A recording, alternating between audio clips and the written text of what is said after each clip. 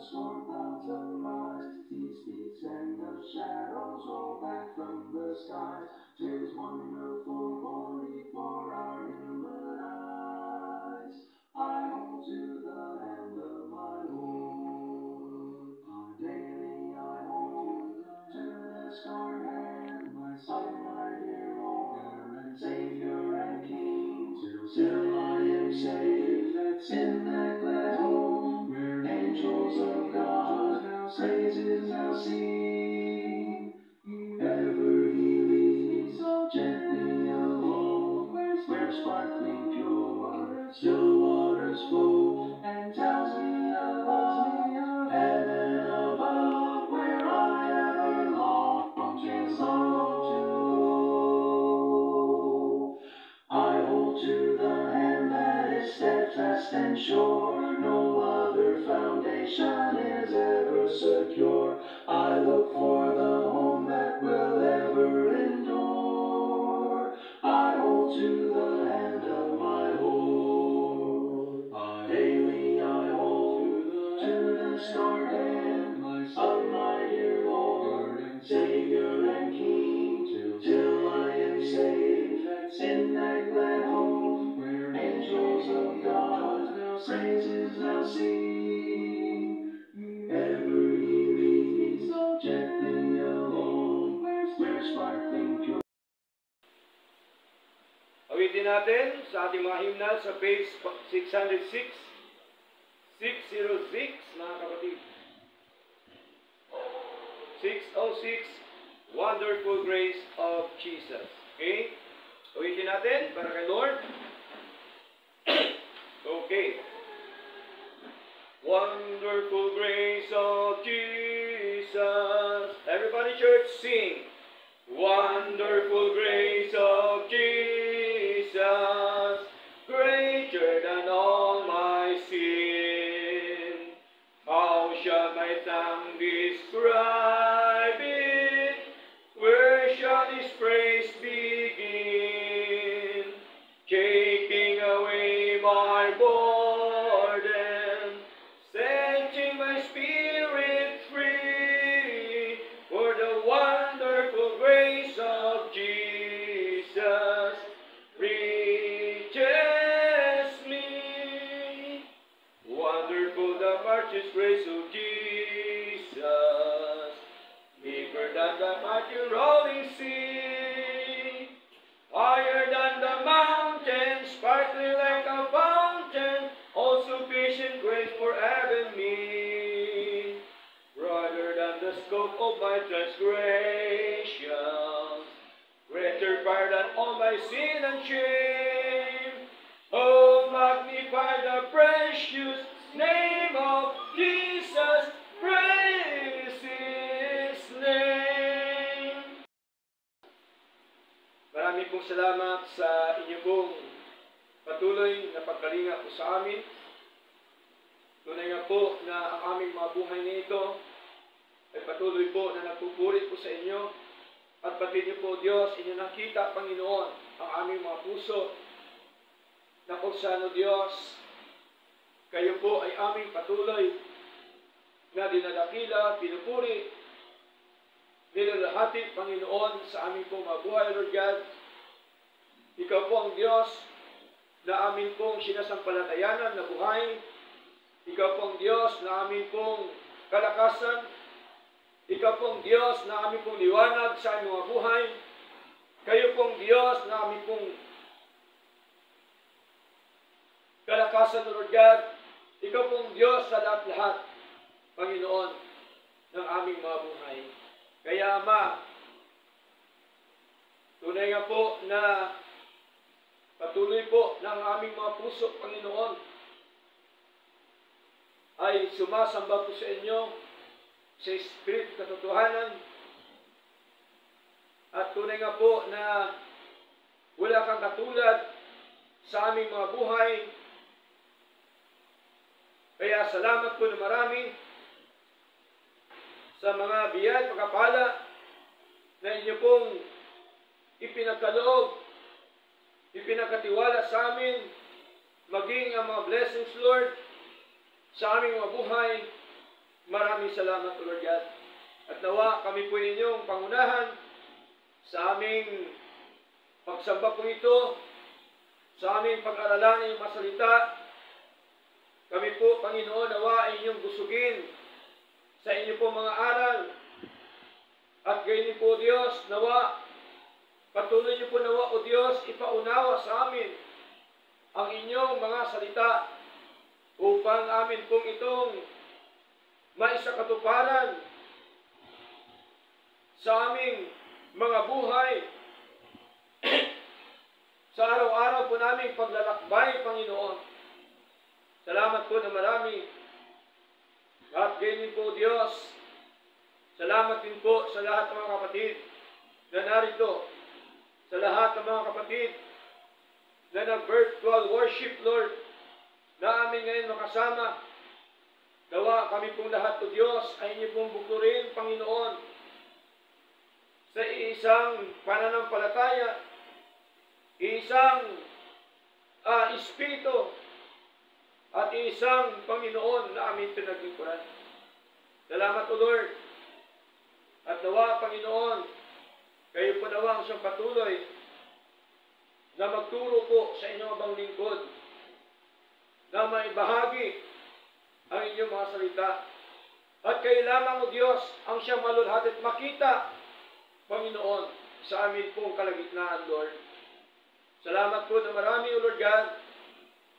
At anuman, O Diyos, ang inyong nakitang karumihan sa puso ng bawat isa, kami po nawang lahat ay inyo pong linisin. Pakilinisin niyo po nawang kami, Panginoon. Marami pong salamat, O Lord God. At tunay nga po, Panginoon, na sa inyo lamang po ang lahat na karangalan at kalwalhatian. Sa pangalan po ni Jesus, ito po ang aming dalangin. Amen. Testament, Jude, chapter 1, verse 1 up to verse 25. Sa Jude po, New Testament, bago po mag-Revelation. Sabi po ng Revelation, ang huli po.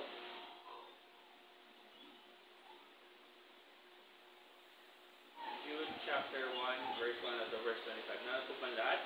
Amen. Lahat po tayo. Verse 1, Jude, the servant of Jesus Christ and brother of James, to them that are sanctified by God the Father and preserved in Jesus Christ and called. Mercy unto you, and peace and love be multiplied. Verse 3, Beloved, when I gave all diligence to write unto you of the common salvation, it was needed for me to write unto you and exhort you that ye should earnestly contend for the faith which was once delivered unto the saints. For there are certain men gripped in unawares, who were before the old ordained to this condemnation, ungodly men, turning the grace of our God into lasciviousness, and denying the only Lord God and our Lord Jesus Christ. Verse 5, I will therefore put you in remembrance, though ye once knew this, how that the Lord, having saved the people out of the land of Egypt, afterward destroyed them that believe not. And the angels which kept not their first estate, but left their own habitation, they are preserved in everlasting chains under darkness, under the judgment of the great day. Verse 7, even as Sodom and Gomorrah, and the cities about them in like manner, giving themselves over to fornication, and going after strange flesh, are set forth for an example, suffering the vengeance of eternal fire. Likewise also these filthy dreamers defile the flesh, despise dominion, and speak evil of deities. Verse 9, yet Michael the archangel, when contending with the devil, he disputed about the body of Moses, that durst not bring against him a railing accusation, but said, the Lord rebuke thee. But we speak evil of those things which they know not, but what they know naturally, as birth is in those things, they corrupt themselves. Verse 11, woe unto them, for they have gone in way of Cain, and run greedily after the error of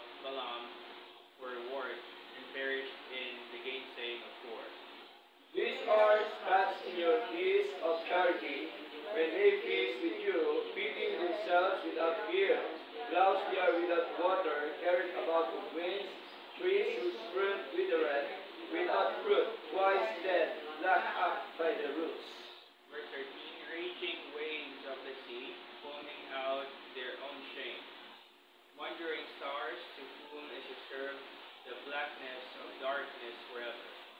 And Enoch also the seventh from Adam prophesied these, saying, Behold, the Lord cometh with 10,000 of his saints.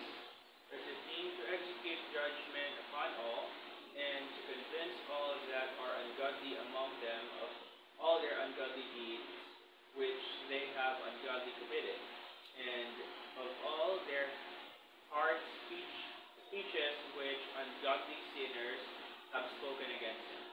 These are murmurers, complainers, walking after their own lusts, and their mouth speaketh great swelling words, having men's persons in admiration because of advantage. Verse 17, but, beloved, remember ye the words which were spoken before of the apostles of our Lord Jesus Christ. How that they told you there should be mockers in the last time, who should walk after their own ungodly lusts. Verse 19, this be they who separate themselves sensual, having not the Spirit. But ye, beloved, building up yourselves on your most holy faith, praying the Holy Ghost. Verse 21, keep yourselves in the love of God, looking for the mercy of our Lord Jesus Christ unto eternal life. And some have compassion, making a difference. Verse 23, and others save with fear, pulling them out of the fire, hating even the garments spotted by the flesh. Now unto him that is able to keep you from falling, and to present your boldness before the presence of his glory with exceeding joy. So recite po tayo sa verse 25. To the only wise God, our Savior, be glory and majesty, dominion and power, both now and forever. Amen. Okay, purin po ang Diyos sa pagbabasa ng kanyang buhay at banal na salita, mga kapatid, tayong lahat po. Ngayon po, dito po tayo ngayon sa aklat po ng Jude. No? Dito po tayo mag-aralan po ngayon. Ang ating topic this morning is about building up yourselves in the faith. No? Building up yourselves in the faith. No? Sa wikang Tagalog, patibayin ang iyong sarili sa pananampalataya. Okay? Kailangan po tayo ay maging matibay sa ating pananampalataya sapagkat habang tumatakbo ang panahon, no? Marami po tayo nakakasagupa ng anumang mga laban sa ating pong paglilingkod sa ating Panginoong Diyos na buhay. Okay? Kaya mahalaga na patibayin natin ang ating mga sarili sa ating pong pananampalataya. Katulad po nito, no? Atin pong sasalaminin ngayon ang aral po ni Jude. No? Bago tayo dumago mismo sa ating pinakabuod ng ating pag-aaral, atin munang kilalanin po si Jude. No? Ano po sa Tagalog ang Jude? Judas. No? Pero ito po ba si Judas Iscariote ito? Hindi. No? Dalawa po kasi ang Judas, no? Ito pong si Jude, si Judas, okay, ay render faithful services of love to the Lord's dear little children as they seek those things above. Cast your bread up and the waters, never asking if it pays. God has promised to return it to you after many days. Blessed are they who go preaching without price but trusting God, teaching as did the apostles, walking in the paths they trod. Cast your bread up and the waters, never asking if it pays. God has promised to return it to you after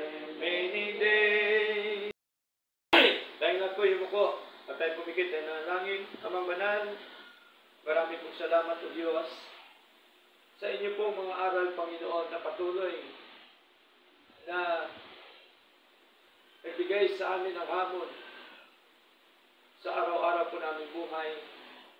Salamat sapagkat amin pong nakita at nasalamin ang aming mga buhay, Lord God. Namin po nakita, O Diyos, na ayaw po ninyo na kami po ay magumon sa kasalanan. Ayaw po ninyo, Lord, na kami po ay magkasala po sa inyo. Ayaw po ninyo, Lord, na kami po, Diyos, ay mahulog, mawala sa paglilingkod sa inyo. Manapay, Panginoon, ang nais niyo po, Panginoon Diyos, na kami po ay magsuwikap, may pagsisikap, Panginoon, sa amin pong paglilingkod sa inyo, sa amin pong pananampalataya po sa inyo, Lord. Salamat po na marami sa mga katotohanan po, O Diyos, na aming narinig, na aming napatunayan, Panginoon, na ang mga salita mo, Panginoon Diyos, ay siyang susi ng aming pong pagkatuto sa inyong mga aral, sa inyong mga katotohanan, Lord, na kung saan ginamit niyo po ang inyong mga alagad, ang mga apostol, mga propeta, mga hari ninyo, Panginoon, upang kami po, O Diyos, ay mabahaginan ng inyong mga aral, O Lord God. Salamat po na marami, O Lord, sapagkat kami po ay patuloy niyo pong binubusog, pinapakain ng inyong mga aral, O Lord God, ng inyong pong mga salita. At nawa, Panginoon, ang mga narinig namin, ang mga natutunan namin, mga salita niyo po, ay amin po itong may sa pamumuhay sa araw-araw po namin buhay. Higit sa lahat, Panginoon, kami po ay makipaglaban ng mabuting pakipaglaban sa amin pong pananampalataya sa inyo. Nawa, kami po ay inyong patuloy na turuan, Panginoon, kung paano po namin, Panginoong Diyos, magapi ang kaaway. Kung paano namin, Panginoon, mapagtagumpayan, O Diyos, ang mga tao, Panginoon, na sa aming paligid, O Lord God. Tulungan niyo po nawa kami na ang mga aral niyo po ay amin pong may pahayag ng buong katapangan, Panginoon, ng buong sigla, O Diyos, na kami pong lahat nawa ay pagkalooban niyo po ng paninindigan sa inyong mga aral, sa inyong mga salita, Panginoon, na kung saan hindi lamang nawa namin ito marinig lamang, O Diyos, na hindi po namin gagawin. Manapay, Panginoon, nawa ito po'y aming gawin sa aming mga buhay nito, O Diyos. Na kahit man, Panginoon, ano mangyari sa buhay namin, lagi po namin yakap-yakap, O Diyos, ang inyong mga aral, ang inyong mga kautusan, ang inyong mga doktrina, Panginoon. Salamat po na marami, O Lord God. Nawa ang bawat isa ng mga kapatid na narito, maging po sa mga kapatid na nag-virtual worship, patuloy niyo po nawa kami lahat pagpalain, O Lord. Patuloy mo kami pagpalain spiritual sa inyo po mga salita. Pagpalain material, pagpalain financial, pagpalain niyo po nawa kami physical, Panginoon. Iligtas niyo rin po kami sa anumang mga kapahamakan. Iligtas niyo po nawa kami sa gutom, sa masasamang kamay ng mga tao po, Diyos. Iligtas niyo po nawa kami sa pagka-ignorante sa mga bagay na espiritual. Manapay kami, Panginoon, magiging matatas na ipaglaban, O Diyos, ang inyo po mga salita. Salamat po na marami, Lord God. At ganyan po, Panginoon, dinadalahin po namin sa inyo na sa araw-araw po namin pagpagbaka. Kami po ay inyong samahan. Kami po nawa inyong pangunahan, O Lord God. Kayo po nawa ang patuloy na makipaglaban sa amin, O Diyos. Kayo po nawa ang siyang patuloy na makipagbaka sa amin, Panginoon. At tunay nga po, batid niyo po, Diyos, ang mga puso na kami po'y sumasampalataya na kayo po ang siyang nakikipaglaban po para sa amin. Salamat po. At ganyan po, Panginoon, nadalayan po namin sa inyo ang inyong gawain sa lugar nito. Patuloy niyo po nawa palaguin, pasiglahin ang bawat isa. Palaguin niyo rin po nawa kami sa bilang, Lord. Maging po, Panginoon, pangunahan niyo rin po, Panginoong Diyos, ang aming pag-share ng iyong mga salita. Bigyan niyo po nawa kami ng wisdom, knowledge, understanding, Lord, sa inyo po mga aral, Lord God. At nawa, patuloy niyo po nawa kaming ibaba at kayo po ang siyang maitaas sa aming mga buhay, Lord God. Salamat po na marami at ganyan po sa aming mga kapitbahay. Kayo po nawa siyang magpala. Kayo po nawa siyang mag-ingat. Maging po sa mga mahal namin sa buhay.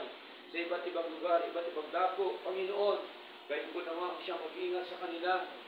Mag-protect sa kanila, Panginoon. Kayo po nawa ang siyang patuloy na magpala sa kanila. Ganyan po sa mga kapatid na may mga sakit at karamdaman. Nawa, bigyan niyo po nawa sila ng kagalingan, Panginoong Diyos. Maging po sa buhay ni Nanay muling, Panginoon. Patuloy mo siya bigyan ng kalusugan, kalakasan, kasiglahan at kagalingan sa kanyang pisikal na katawan. Ganyan po, Panginoon, kay Sister Luna na anak ni Nanay. Ganyan po, Diyos. At ganyan po sa lahat na mga mahal sa buhay, Panginoon. Sa iba't ibang lugar, iba't ibang dako, nawa. Kayo po nawa ang siyang magbigay ng kagalingan po, Lord. Salamat po na marami. Nawa, patuloy mo kami lahat gamitin kasangkapanin o Diyos ng inyong mga salita ay amin pong may bahagi, Lord God. Ma-share, Panginoon, ang tungkol sa kaligtasan at buhay na walang hanggan. Ma-share namin, O Diyos, ang inyong kabutihan sa aming mga buhay, O Lord God. Ma-share namin, Panginoon, inyong kapangyarihan, O Diyos, sa bawat tao na amin nakakaharap, O Lord God. Salamat po na marami, O Lord God, maging po sa aming mga kaloob.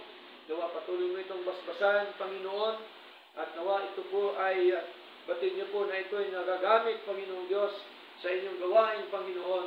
Nawa patuloy niyo po nawa pagpalain ang mga kapatid na patuloy po na sumusuporta sa inyong gawain, Panginoon.